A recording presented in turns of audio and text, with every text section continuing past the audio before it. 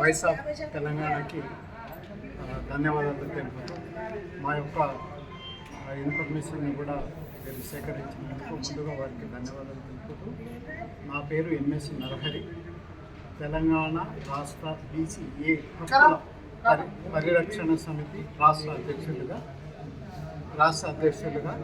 ఈ కులాలు బీసీఏలో ఏ గ్రూపులు 57 కులాలు ఉన్నాయి. అందులో సేవా కులాలు ఉన్నాయి, వృత్తి కులాలు ఉన్నాయి, భిక్షాటన కులాలు. ఇందులో అత్యంత దారుణంగా భిక్షాటన కులాలు, మోస్ట్ బ్యాక్వర్డ్ క్లాస్ కులాలు ఉన్నాయి కనుక ఈ యొక్క 57 కులాలలో దౌర్భాగ్య స్థితిలో జీవిస్తున్నారు కనుక వీరికి సపరేట్గా మనం పర్సంటేజ్ కేటాయించినట్లయితే వాళ్ళకు మనుగడ ఉంటుంది. 77 ఏళ్ల స్వతంత్ర భారతంలో వీళ్ళకి ఒక సర్పంచ్ కానీ ఎంపీటీసీ కానీ ఏ రాజకీయ పదవులు వీళ్ళకి లేదు.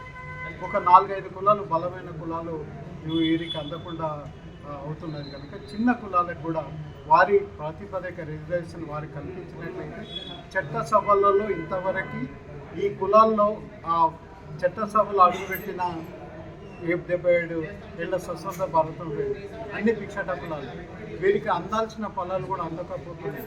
ఇప్పటికైనా ఈ డెడికేషన్ కమిషన్ ఒక నమ్మకం ఉంది, చాలా పకడ్బందీగా సర్వే చేసేసి మా యొక్క ఈ చిన్న కులాలని కూడా వీళ్ళకు వాటా దక్కలేదు కనుక వారికి అందించే విధంగా వీళ్ళు ప్రయత్నం చేయాలి. బై ద వే చిన్న కులాలంటే నేను చెప్తాను చూడండి, ఈరోజు దొమ్మర క్యాస్ట్ ఒక తాడు మీద అమ్మాయి ఆడుతుంది, అలాంటిది కులం ఇంట్లో ఉంది.